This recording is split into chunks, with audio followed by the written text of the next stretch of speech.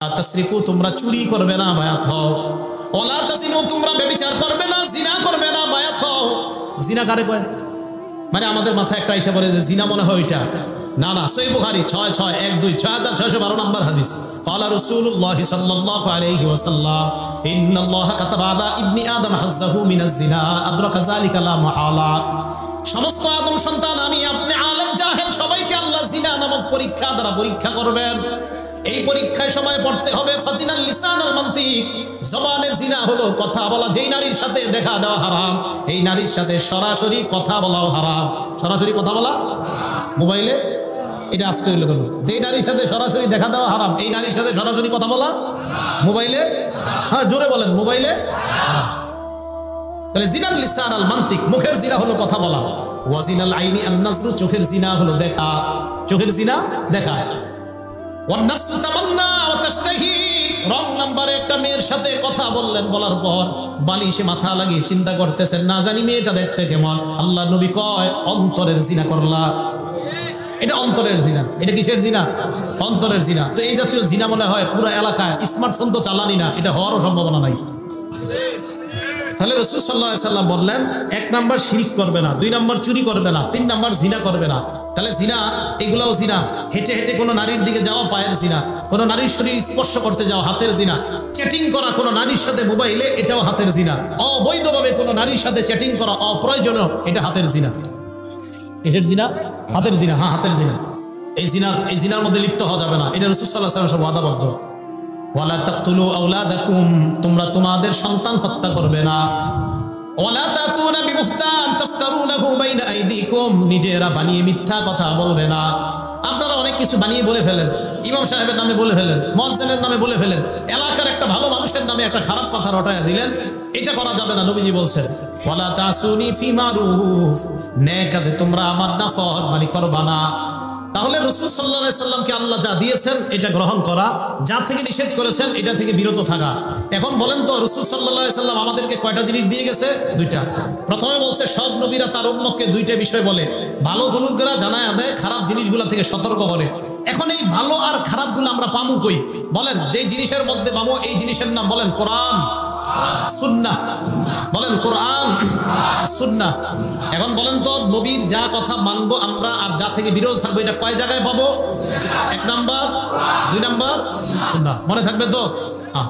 ক্বালা রাসূলুল্লাহ সাল্লাল্লাহু আলাইহি ওয়াসাল্লাম, সহিহুত তারগিব একটা কিতাবের নাম, হাদিস নাম্বার 40। নবীজি বলেন তারাকতু ফীকুম মা ইন ইতাসামতুম বিহি ফালান তাদিল্লু আবাদা, আমি তোমাদের কাছে 2টি জিনিস রেখে গেলাম, এই 2টি জিনিস যদি তোমরা আঁকড়ে ধরো কখনো তোমরা পথভ্রষ্ট হবে না।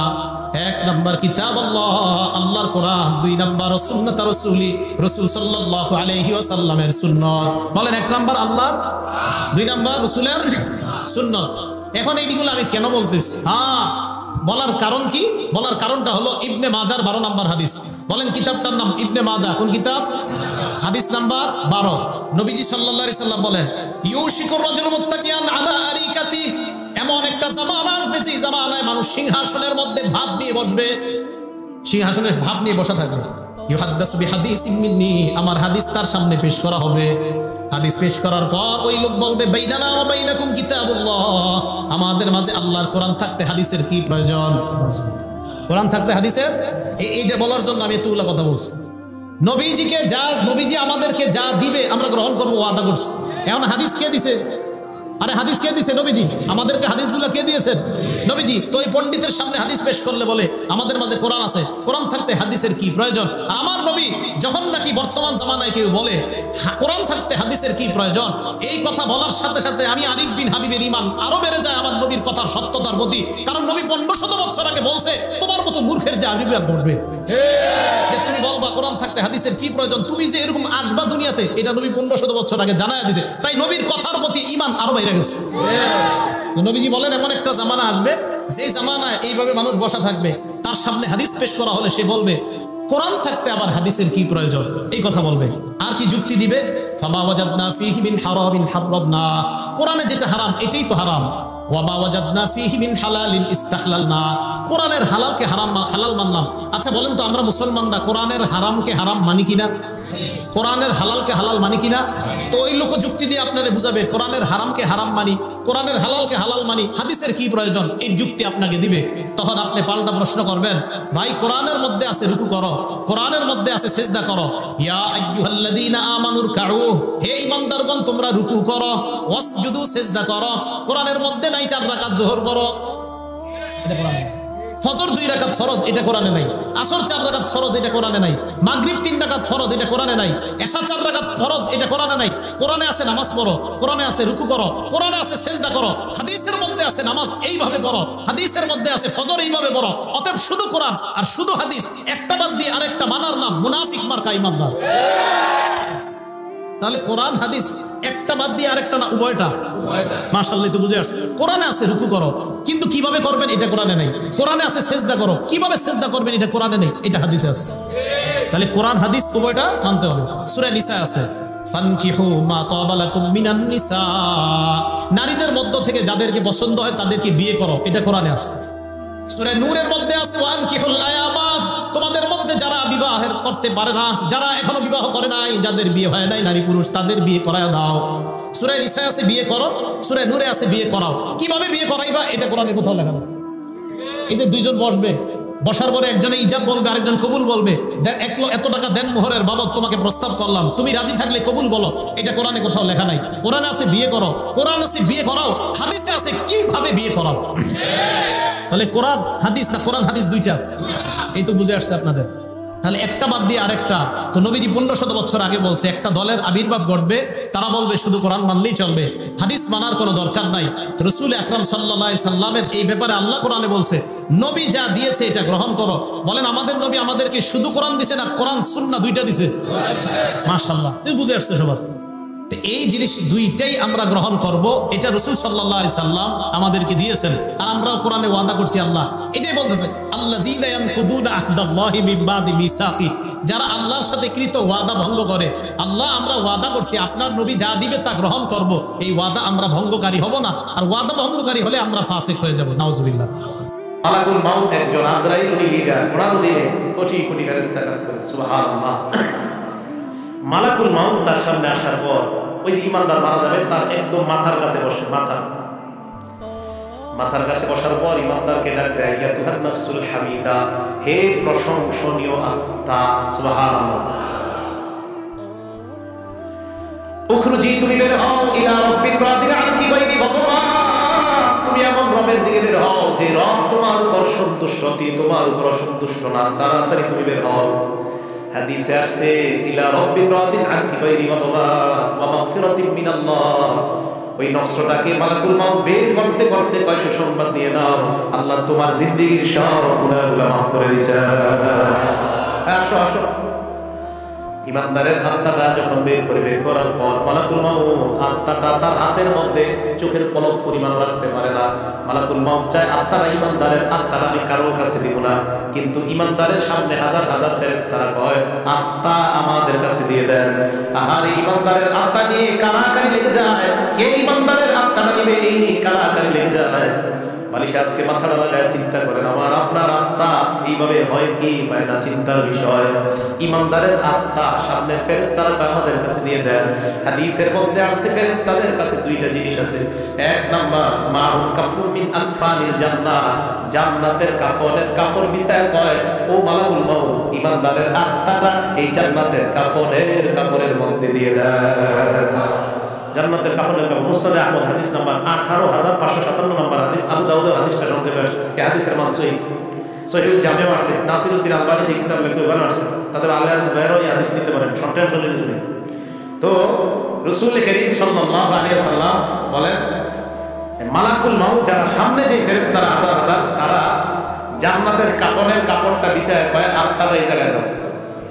দেখেন কি করে আত্মার এই কাফনের মধ্যে দেওয়ার পর হানুতুম মিন হানুতিল জান্নাত, জান্নাতের সুগন্ধি লাগায় দেয়। সুবহানাল্লাহ।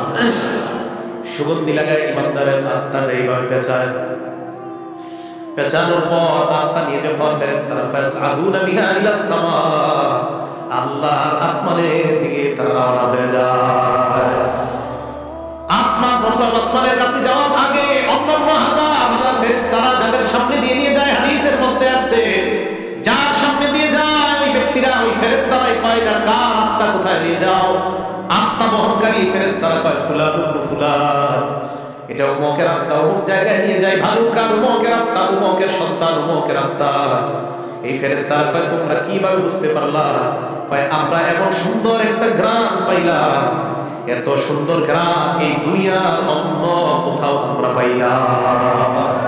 ইমানদারের আত্মা থেকে এত সুন্দর গ্রাম আত্মা কোথায় নিয়ে যাও? আসমানে নিয়ে যাই। প্রথম আসমানের কাছে যাওয়ার পর আসমানের দরজা খুলে দেওয়া হয়। প্রথম আসমানের ফেরেশতারা, হাদিসের মধ্যে আল্লাহ বলেন যত ফেরেশতাদের সামনে দিয়ে আত্মা যায়, প্রত্যেক ফেরেশতা স্বাগত জানাইতে জানাইতে আত্মা উপরে দিকে পাঠায় দেয়। 2 নম্বর আসমান, 3 নম্বর আসমান, এইভাবে 7 আসমানের উপর আত্মা যখন চলে যায়, আল্লাহ রাব্বুল আলামিন বলে ফেরেশতাদের দল এবার থাম, আর আত্মা উপরে ওঠানোর কোনো প্রয়োজন নাই। আল্লাহ তখন বলে উক্তুবু কিতাব আব্দি ফি ইল্লিয়িন, আমার বান্দার আমলনামা ইল্লিয়িনের মধ্যে তোমরা লিপিবদ্ধ করে দাও। ইল্লিয়িন একটা সুন্দর জগতের নাম। আমার বান্দার আমলনামা এই জগতের মধ্যে তোমরা লিপিবদ্ধ করে আমার বান্দাকে জান্নাতি ঘোষণা দিয়ে দাও। ইল্লিয়িনের মধ্যে আমলনামা দেওয়ার পর ভালো করে শুনবেন, ইমানদারের আত্মা 7 আসমানের উপর আমরা দেহটাকে মাসতলায় নিয়ে দাফন করতেছি, ঠিক না? আমরা জানাজা দিলাম, জানাজা দেওয়ার পর যখন আত্মাটা আমরা নিয়ে যাই, দেহটা এক বর্ণনায় আসছে ইমানদারের দেহ কবরে যাওয়া পর্যন্ত হাজার হাজার ফেরেশতারা কবর পর্যন্ত তাকে স্বাগত জানাইতে জানাইতে কবরের কাছে নিয়ে যায়। ইমানদারের আত্মা আমরা দাফন করলাম, দেহ দাফন করলাম, আত্মা আসমানের উপর। আল্লাহ রাব্বুল আলামিন বলে ফেরেশতাদের দাও আমার বান্দার আত্মাটা কবরের মধ্যে তার দেহের মধ্যে ঢুকে দাও। ইমানদারের দেহের মধ্যে আত্মা ঢুকিয়ে দেওয়ার পর ফায়াতিয়ালিহি মালাকান, 2 জন ফেরেশতা ইমানদারের কাছে উপস্থিত হয়ে যায়। উপস্থিত হওয়ার পর ফায়াজিসানিহি তারে বসায়, বসার পর ফায়াসালানিহি তাকে প্রশ্ন করে। 1 নাম্বার মান রব্বুকা, তোমার রবকে জবাব দাও। ওই বান্দা জবাব দেয় রব্বি আল্লাহ, চিল্লায় বলেন আমাদের রব কে। এই কথার উপর অটল থাকতে হবে। এই কথার উপর কি থাকতে হবে? অটল কেন থাকতে হবে? সূরা হামিম আস-সাজদা 24 নাম্বার পারা 19 নাম্বার পৃষ্ঠা, সূরা হামিম আস-সাজদা আয়াত নাম্বার 30। এই সূরাটাকে সূরা ফুসিলাত বলা হয়। আল্লাহ বলেন ইন্নাল্লাযীনা ক্বালু রাব্বুনা আল্লাহ, নিশ্চয়ই যারা বলে আমাদের রব আল্লাহ, নিশ্চয়ই যারা বলে আমাদের রব আল্লাহ, সুম্মাস্তাকামু, এই কথার উপর অটল থাকে। জোরে বলেন কি থাকে? আওয়াজ দিয়ে বলেন আমাদের রব কে? আল্লাহ। রূহের জগতে আল্লাহ আমাকে আপনাকে আমাদেরকে প্রশ্ন করছে আলাস্তু বিরাব্বিকুম, আমি কি তোমাদের রব না? কাফের বেঈমান নবী ওলি সবার আত্মা জবাব দিয়ে বলছে আল্লাহ আপনি আমাদের রব। বেঈমান নাও বলছে আপনি আমাদের রব, ইমানদার নাও বলছে আপনি আমাদের রব, নবী ওলি উলামায়ে কেরাম সাধারণ নাও বলছে আপনি আমাদের রব। এবার আসেন, আল্লাহ বলছে আমি কি তোমাদের রব না? এই কথার অর্থ হলো 6টা। জোরে বলেন কয়টা? 1 নাম্বার আমি কি তোমার ব্যক্তি জীবনের রব না। 2 নাম্বার আমি কি তোমার পারিবারিক জীবনের রব না। 3 নাম্বার আমি কি তোমার সামাজিক জীবনের রব না। 4 নাম্বার আমি কি তোমার অর্থনৈতিক জীবনের রব না। 5 নাম্বার আমি কি তোমার রাষ্ট্রীয় জীবনের রব না। 6 নাম্বার আমি কি তোমার আন্তর্জাতিক জীবনের রব না। 1 নাম্বার আমি তোমার ব্যক্তি জীবনের রব কিনা। আমি বলছি আল্লাহ আপনি আমার ব্যক্তি জীবনের রব। তাহলে ব্যক্তি জীবনে তুমি নামাজ কায়েম যদি করো, হক ভাবে চলো, তাহলে ব্যক্তি জীবনে আমাকে তুমি রক্ষা করবা। তুমি তোমার পারিবারিক জীবনে আমাকে রব মানেছো কিনা? হ্যাঁ মাহবুব, আপনাকে আমি পারিবারিক জীবনে রব মানলাম। তোমার বিবি বেপরদায় চলে গেল, মাহবুব আমি আমার বিবিকে বেপরদায় চালাই না, বিবি উল্টা পাল্টা নিজের থেকেই চলে, তাহলে সমস্যা নাই। আর যদি বলেন বিবি আমার আশকারায় পর্দা করে না, আল্লাহ বলবেন তাহলে তুমি পারিবারিক জীবনে আমাকে রব মানো নাই। আপনি আপনার বিবিকে নামাজি বানাইতে পারেন না, আপনার ছেলেকে নামাজ পড়তে বলেন না, মেয়েকে নামাজ পড়তে বলেন না, তার মানে পারিবারিক জীবনে আল্লাহর রব মানেন না। 3 নাম্বার সামাজিক জীবনে রব। সমাজের কয়টা মানুষকে দাওয়াত দিচ্ছেন? আমাদের দাওয়াত দিচ্ছেন কয়টা? সৌদি আরবের হুজুর আর নিজে ফতুয়া পায় না, তাবলীগওয়ালা করে বিরুদ্ধে ফতুয়া দিচ্ছে। তাস খেলা, জুয়া খেলা, মদ বার হয়। সৌদি আরবে হালাল হালাল জুয়াখানা বলছে, কি জুয়াখানা নাম দিচ্ছে হালাল জুয়াখানা। তাস খেলা হয়, মদ হয়, জুয়া হয়। আর আমাদের দেশে রিয়াল খোররা, রিয়াল খোর হুজুররা কয় খুব ভালো কাজ করেছে, অথচ তাস খেলা, জুয়া খেলা, গানের বিরুদ্ধে কথা কয় না। বুঝতে হবে রিয়াল খোর হুজুর যারা, এগুলার সময়ে সময়ে জানা যায় এরা আসলে হুজুর না, এরা ইসলামের লেবাসদারি মুনাফিক মার্কা শয়তান। সৌদি আরব আর কিছু বুঝা পায় না, ফতুয়া দিয়ে দিল তাবলীগওয়ালা ঠিক আছে। মায়েরা মানুষের পায়ে ধরে ধরে মসজিদে আনে, এরা ঠিক না। কি ঠিক? তাস খেলা ঠিক, জুয়া খেলা ঠিক। সৌদি আরবের এই সমস্ত ফতুয়া গণার টাইম নেই আমাদের, এদের গণার টাইম নেই। আপনারা চিন্তা করেন না, আমাদের দেশে ওলামায়ে কেরাম এমন আছে যারা ওই দেশে আলেমদেরকে গণাই করে না, বর্ষে বলে এদেরকে গণাই পাত্তাই দেয় না, এইগুলা গণার মধ্যেই নেই। এরা ফতুয়া দেয়, তার দিকে বলা ঠিক না, বে হক এই হক বইয়া টাস খেলবার ফতুয়া দিবা, তো ওই টাস খেলুন না ফতুয়া মার্কা আমাদের ওলামায়ে কেরাম। আর আমাদের দেশের মুসলমান কেন, সারা পৃথিবীর মুসলমান না ওই টাস খেলমার্কা হুজুরদের ফতুয়া গ্রহণ করবে না, ফতুয়ার বুঝে না, তার দিকে বলা খারাপ। তো 3 নাম্বার সামাজিক জীবনের মানুষের ধীরে ধীরে নামাজ জানে, এটা ভালো লাগে। 4 নাম্বার অর্থনৈতিক জীবনের রব কে বলেন? তাহলে সুদ খান কেন? অর্থনৈতিক জীবন যদি রব হয় আল্লাহ, তাহলে সুদের কারবার কেন বলো? 5 নাম্বার রাষ্ট্রীয় জীবনের রব কে বলেন? তাহলে রাষ্ট্রীয়ভাবে ইসলামের কোন মিছিল ডাক দিলে যাওয়ার জন্য সবাই রাজি আছেন কিনা? আন্তর্জাতিক জীবনের রব কে বলেন? আন্তর্জাতিকভাবে যদি আল্লাহ নবী অথবা ইসলামকে অপমান করা হয়, বাংলাদেশের মুসলমানরা মুসলমান হিসাবে আমরা প্রতিবাদ সর্বস্তরে জানাইতে রাজি আছি না? এটাই হবে সহায় জীবনের রব মানা, মনে থাকবে তো? তো আল্লাহ বলছি আল্লাহ আপনি আমাদের রব। এবার আসেন সূরা হামিম আস-সাজদা 30 নম্বর আয়াতে, নিশ্চয়ই যারা বলে আমাদের রব কে, কয় জীবনে, এই তো মাশাআল্লাহ বলেন, নিশ্চয়ই যারা বলে আমাদের রব কে, কয় জীবনে? কবরের মধ্যে প্রশ্ন করবে তোমার রব কে, ওই ব্যক্তি জবাব দিবে আমার রব বলেন আল্লাহ। 2 নাম্বার আমার দিন ঢুকা, তোমার ধর্ম কি? জবাব দিন দিনিয়াল ইসলাম, আমার ধর্ম হলো ইসলাম। 3 নাম্বার প্রশ্ন করবে ওয়ামান হাযার রাজুলুল্লাযী বুইসা ফীকুম, এই মানুষটাকে চেনো যাকে তোমাদের মাঝে প্রেরণ করা হয়েছে? জবাব দিবে হাযা নাবিয়ুনা মুহাম্মাদুন সাল্লাল্লাহু আলাইহি ওয়াসাল্লাম, উনি আমাদের নবী মুহাম্মদ সাল্লাল্লাহু আলাইহি ওয়াসাল্লাম। এই প্রশ্নের 3টা জবাব দেওয়ার পর ফেরেশতারা বলবে কিভাবে তুমি এই প্রশ্নের জবাব জানতে পারলা? ওই ব্যক্তি জবাব দিবে মাতু কিতাব আল্লাহ, দুনিয়ার মধ্যে আল্লাহ কালাম পড়েছিলাম, না পড়লে পারলেও উলামায়ে কেরামের কাছে গিয়েছিলাম, মাহফিলে তাফসীরে গিয়েছিলাম, উলামাদের সোহবতে থাইকা প্রশ্ন 3টার উত্তর আমরা জেনে নিয়েছি আল্লাহ। ও ফেরেশতারা, এইভাবে দুনিয়ার মধ্য থেকে প্রশ্ন 3টা জায়গা কবরের মধ্যে আসলাম। ফেরেশতাদের সাথে ওই বান্দার কথোপকথনের পর্যায়ে আল্লাহ ডাক দিয়ে বলবে এ ফেরেশতারা থাম, সুবহানাল্লাহ, থাম থাম, আর প্রশ্ন করার দরকার নাই, আমার বান্দা যা বলছে আমি আল্লাহ তাকে সত্যায়ন করে দিলাম। আমি সত্যায়ন করে দিচ্ছি। আল্লাহ সত্যায়ন করলে কিছু লাগবে? এবার দেখেন সত্যায়ন করার পর আল্লাহ কি করে? আরে আমি আপনি আমরা আমাদের আব্বা আমাদের দাদা মারা গেলে, আমি আমার আব্বার দাফন করছি, মনে আছে? ডিসেম্বরের 5 তারিখ 9টা বাজে, ডিসেম্বরের 4 তারিখ মারা গেছে, 5 তারিখ 9টার দিকে দাফন করছি। কবরে নাই না, মাটিটা আমি হাত দিয়ে ওইদিন দেখছিলাম, প্রচন্ড ঠান্ডা দেখছিলাম, অনেক ঠান্ডা অনেক ঠান্ডা। তখন মনে হয়েছিল যে দুনিয়াতে মা বাবা সন্তানদের কত সুখ শান্তিতে রেখে যায়। শীতকালে একটা সন্তান কষ্ট পাবে, কোনো বাবা চায় না, মা চায় না, অথচ আমি আপনি আমরা আমাদের বাবাকে 3টা পাতলা কাপড়ে ওই প্রচন্ড ঠান্ডা মাটির নিচে রেখে আসি। আমি আপনি আজকে মারা গেলে আমার আপনার সাথে এলাকাবাসী এটাই করবে, এটাই চূড়ান্ত সত্য কথা।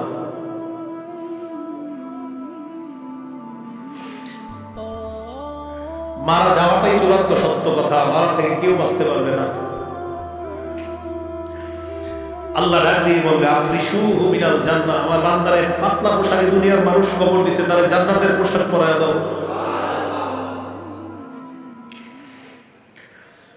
কে জানে আমার আপনার নসিবে এই পোশাক আছে কিনা?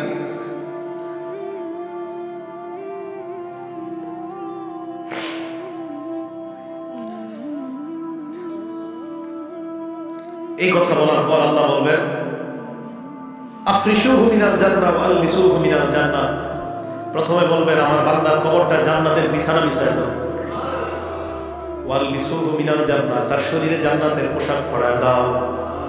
এরপর বলবে ওয়াফতাহু লাহু বাবান ইলাল জান্নাহ, তার কবর থেকে জান্নাত পর্যন্ত একটা দরজা খুলে দাও, কবর থেকে যেন জান্নাতের নিয়ামতগুলো দেখতে পায়। জান্নাতের দরজা খুলে দেওয়ার পর বান্দা তাকায় দেখবে জান্নাতের হুররা নাচানাচি করতেছে। ওই বান্দার মন চাইবে হুর স্পর্শ করার জন্য, আল্লাহ বলবে নামকানাতিল আরুস, বান্দা তুমি থামো। বাসর রাতের দুলাতে তুমি ঘুমিয়ে যাও, লা ইউকিযুহু ইল্লা আহাব্বা আহলিহি। বাসর রাতে ফজরের আযান হয়ে গেলে তোমার প্রিয়তমা ছাড়া তোমাকে অন্য কেউ জাগ্রত করার মতো ঘরে কেউ থাকে না। কবরের মধ্যে তুমি আসছো, এই জায়গায় তোমার প্রিয়তমা নাই। ইমানদার, আমি আল্লাহ তোর প্রিয়তম হয়ে গেলাম। কিয়ামতের মাঠে আমি তোকে উঠাবো। ঘুমা তুই ঘুমা, এখনো জান্নাতে যাওয়ার সময় হয়নি, কবরে থাকো। তোমার কবর থেকে জান্নাতের নিয়ামত উপভোগ করার সুযোগ দিয়েছি, থামো। আরেক বর্ণনা আছে, ফায়ুসসালু লাহু কবরুহু, তার কবরটা বিশাল প্রশস্ত করে দেওয়া হবে। মাদ্দা মাসরিহি, তার দৃষ্টি যতটুকু যায় এই পরিমাণ প্রশস্ত করে দেওয়া হবে। প্রিয় ভাইয়েরা, জামিল ভাইয়েরা, আমার আপনার কবরটা, আমার আপনার মৃত্যুটা, আমার আপনার কবরটা যেন এমন কবরই হয়। আমি আপনাদের জন্য দোয়া করবো, আপনারা আমার জন্য দোয়া করবেন। কে মারা যায় এটা নিশ্চিত বলা যায় না আমি জান্নাতি, নিশ্চিত বলা যায় না আপনি জান্নাতি, নিশ্চিত বলা যায় না আমি জান্নাতি, নিশ্চিত না আপনি জান্নাতি। কত কিছু ভাবে, কত বড় হুজুর সামনে বসছে, কিন্তু আমি যদি জান্নাতি না আমি কি লাভ হবে বলেন আমার এই সার্টিফিকেট। এই জন্য মরণের চিন্তাটা খুব বেশি করা দরকার। আল্লাহ আমাদের সকলকে তৌফিক দান করেন। ওই বান্দাকে কবরের মধ্যে রাখার পর হঠাৎ ওই বান্দা যখন কবরে থাকবে, এক বর্ণনা আসছে, বান্দা দেখবে তার কবরের সুন্দর